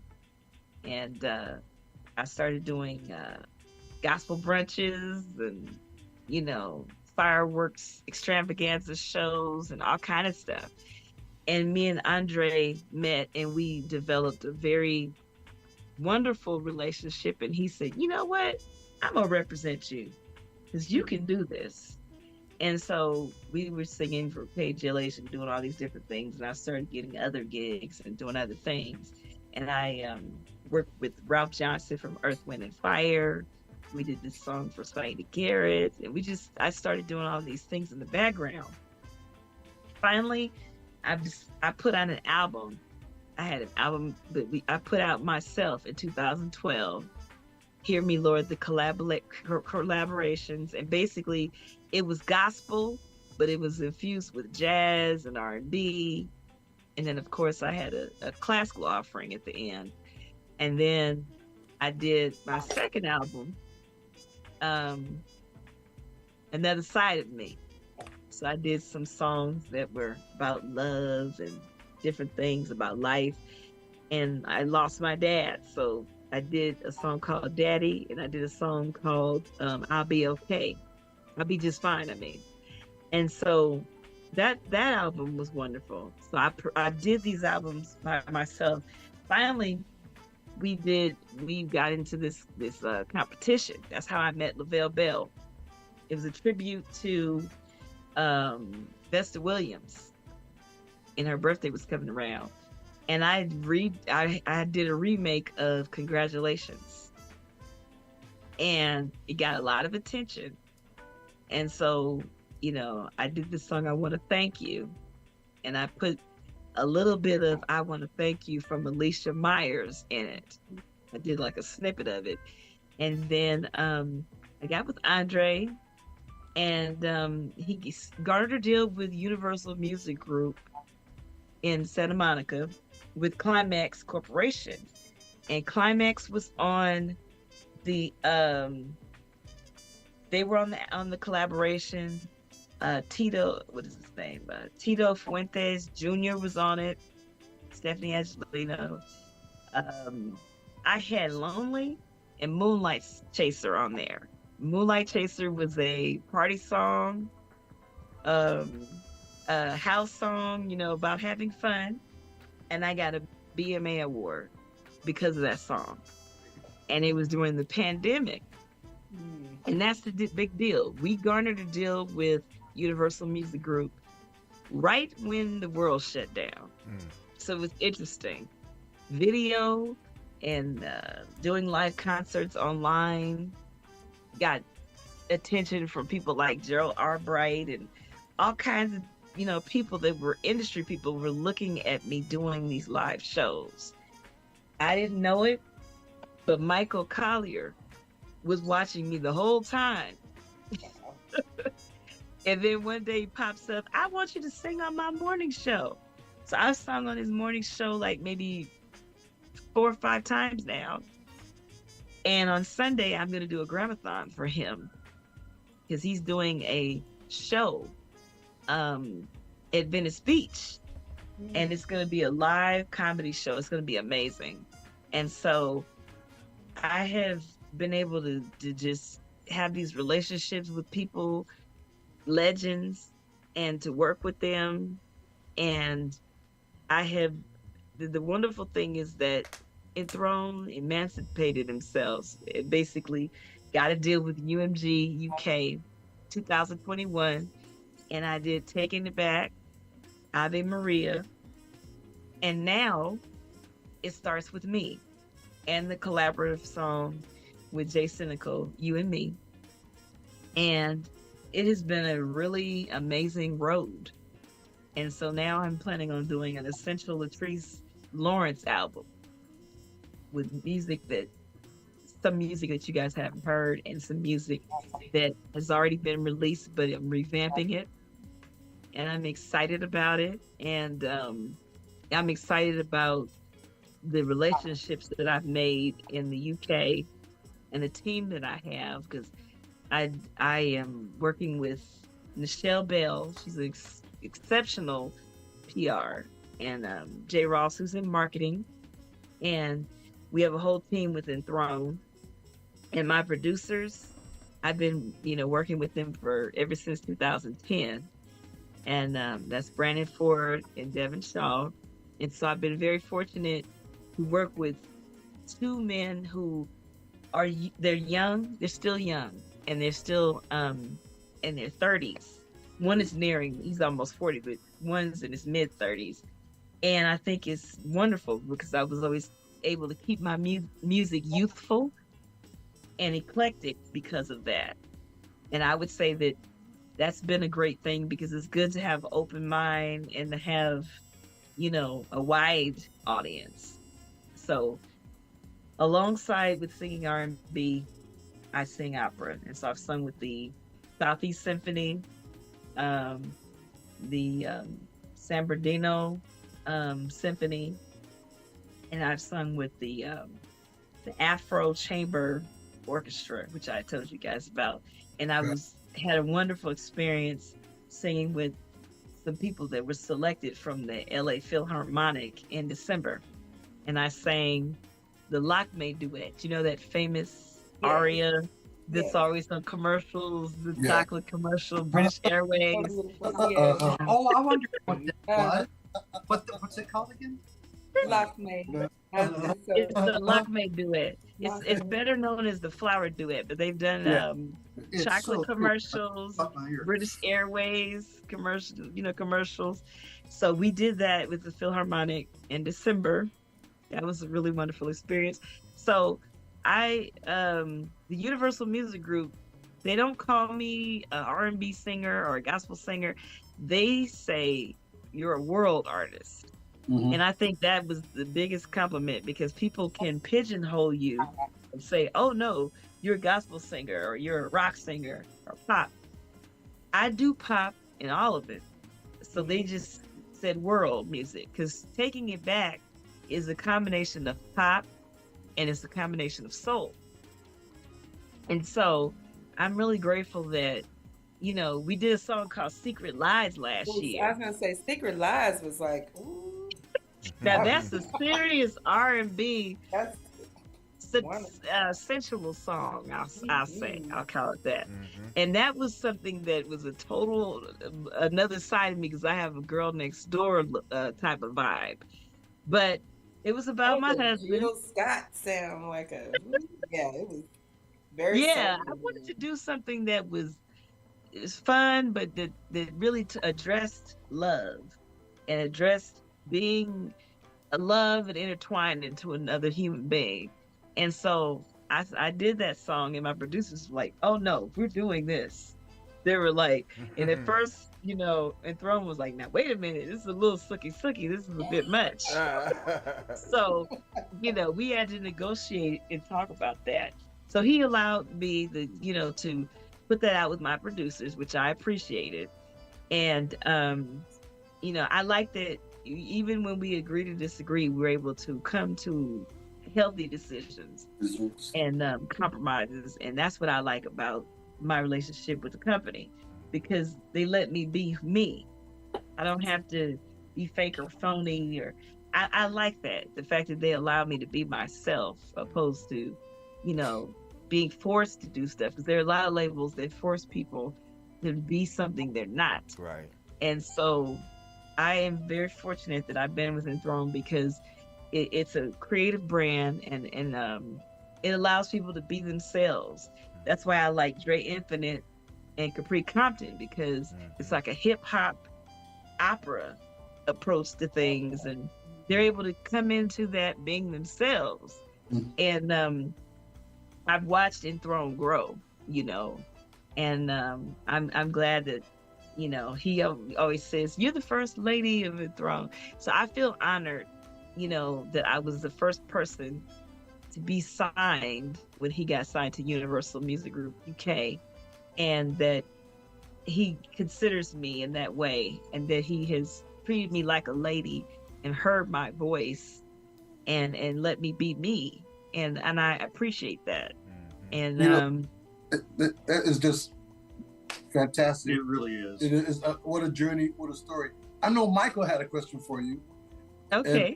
And, I'll let him get it in And there. real quick, because we only got about 10 more minutes, then we can. Oh, yeah. okay. I'm I okay. wanted to know about your relationship with the people at Universal UK, because I know some of those guys myself. Who is your A&R person there? I don't know. I have to be very honest with you. I really don't know. But I will say this.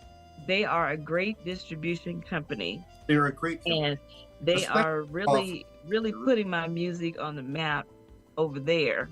And a lot of radio is playing my music. And I have relationships with people like Christine Dubo. And she's over there with Motown Soul. And I have a relationship with the Right Buzz and some other people. And then, of course, my relationship with Jay Ross, he has a extensive background with people over in the UK. So they're loving It Starts With Me. And they really loved Ave Maria. So Ave Maria and Taking It Back has really been pushed there. Now, Secret Lies, they love that too. But they are in love with Ave Maria. They really are.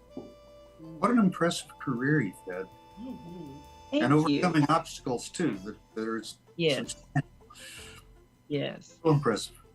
Yes. And I thank God for, I didn't say this initially, but Minnie Riperton and Leontine Price are probably the singers that, and Denise Williams, that really impressed my life as a singer, and Whitney Houston. But Jennifer Holliday, I have to say, I wanted to be able to sing, and I said I want to be able to sing like that, just to be able to be a powerhouse, but to be able to Use that. be true to the genres that I have studied as well. But I will say that I have a lot of respect for Jennifer Holliday. I loved Whitney, despite the demons she fought. She was an extraordinary singer, and I really Mariah Carey, I have respect for her. But I'm gonna tell you, Minnie Riperton, out of all of them, I studied her and the whistling technique my entire life, and I respect her as an artist more than anybody in this universe. And Leontine Price.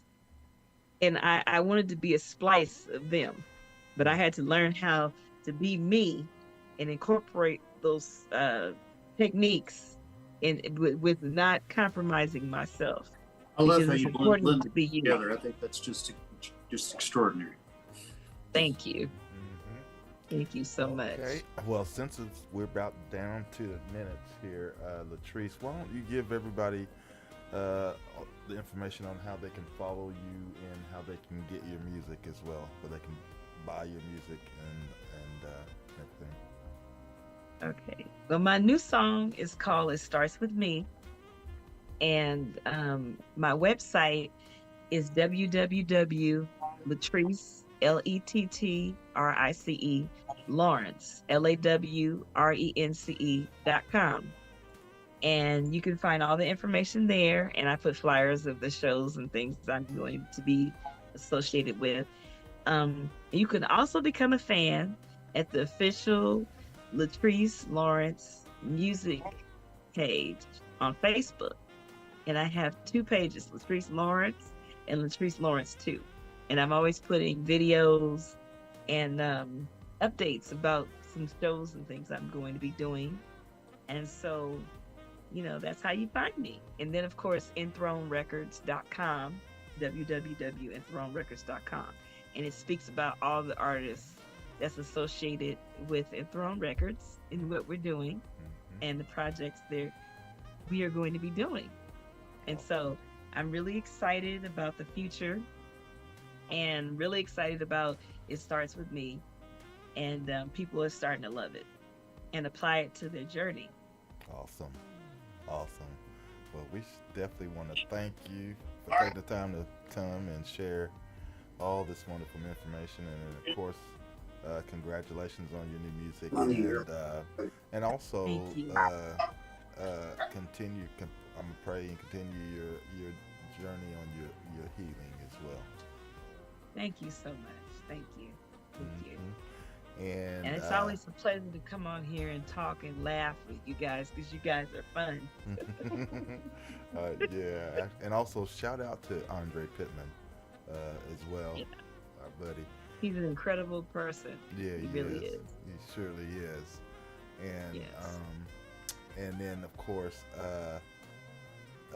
CTK, real quick, you want to tell us any information about you and Michael? I know y'all been working on something together, and Michael. Michael put a gag order. Michael put a gag order on me. I can't say anything. We have to wait for This him. is what has got me reading. We appreciate your time and love you all, and will soon bring good music to you. Yeah, I hear you. It's in process. And I want to thank. you keep playing the sax and keep. I don't doing play sax, dear. I play What do you trumpet. play? I play trumpet. Oh my God! So that's even more emphatic. Oh my God! The trumpet, and you had that kind of surgery. You are awesome. That's It what my wife takes a lot says. of- But lot of God's breath even more control. awesome because He's the one that got me through that. But I want to Yes, thank you he for did. being our guest today, and Char, I love seeing you again.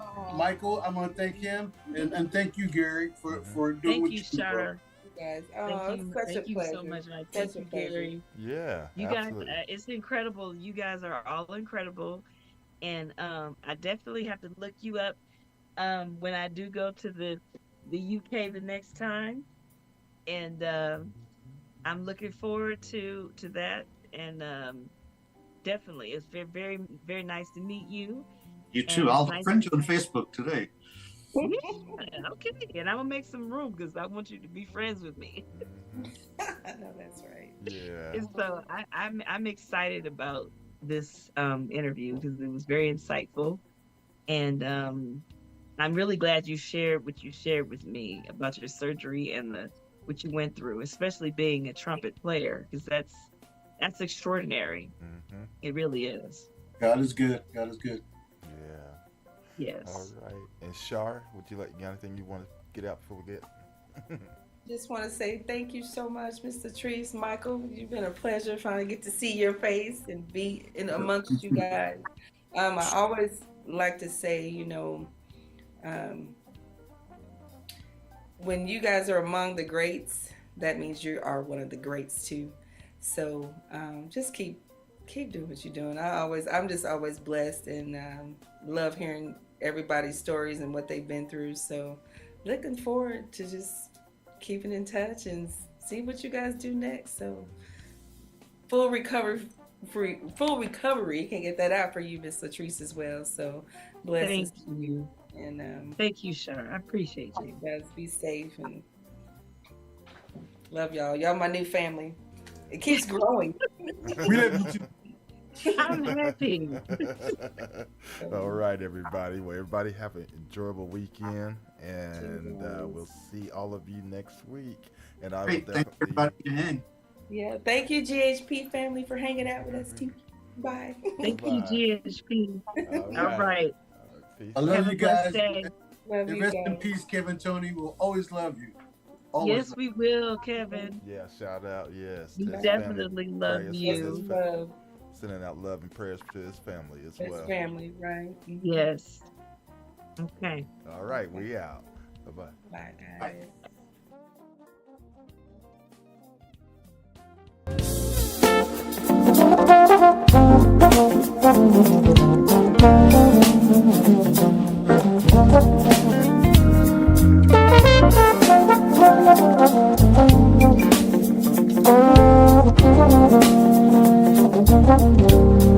Thank you.